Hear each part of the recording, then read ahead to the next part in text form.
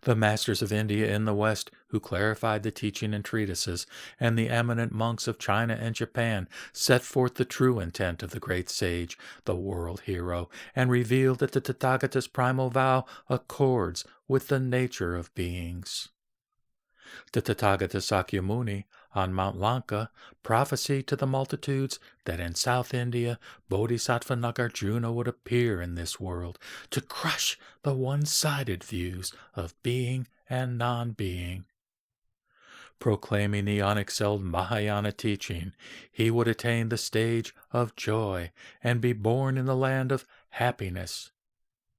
Nagarjuna wrote the commentary on the 10 Bodhisattva stages, and particularly sorrowing for those on the steep trails of difficult practice, therein reveals for all the great way of easy attainment. With the mind of reverence one should keep and say the name and quickly attain the stage of non-retrogression. When Shinjin is pure, one immediately sees the Buddha. Bodhisattva Vasubandhu declares in a treatise that relying on the sutras he will clarify the true and real. Casting light on the universal primal vow by which we leap crosswise beyond birth and death, he expounds this vow that surpasses conception. He reveals that the mind is single, so that we, fettered by blind passions, be saved by Amita's directing of virtue through the power of the primal vow. When a person turns and enters the great treasure ocean of virtue, necessarily he joins the Tathagata's great assemblage.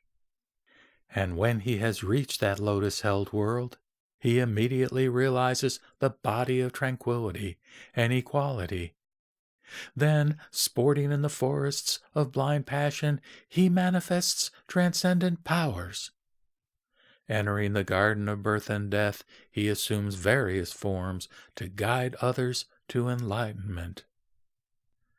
Turning toward the dwelling of the great teacher Tan Luan, the ruler Xiao of Liang always pays homage to him as a bodhisattva. Bodhi Ruchi, master of the Tripitaka, gave Tan Luan the Pure Land teaching, and Tan Luan, burning his Taoist scriptures, took refuge in the land of bliss. He wrote a commentary on the treatise of Bodhisattva Vasubandhu, in which he reveals the Tathagata's vow at work in our saying of the name. The directing of virtue for our going and returning is based on the primal vow. When Shinjin unfolds in the foolish being possessed of all blind passions, he immediately attains insight into the non-origination of all existence and comes to realize that birth and death is itself nirvana. Without fail, he reaches the land of immeasurable light and universally guides sentient beings to enlightenment. Tao Chou determined how difficult it is to fulfill the path of sages, and reveals that only passage through the Pure Land gate is possible for us.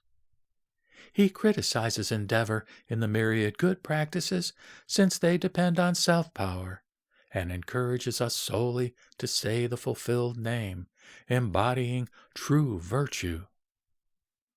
With kind concern, he teaches the 3 characteristics of entrusting and non-entrusting, compassionately guiding all identically, whether they live when the Dharma survives as but form, when in its last stage, or when it has become extinct.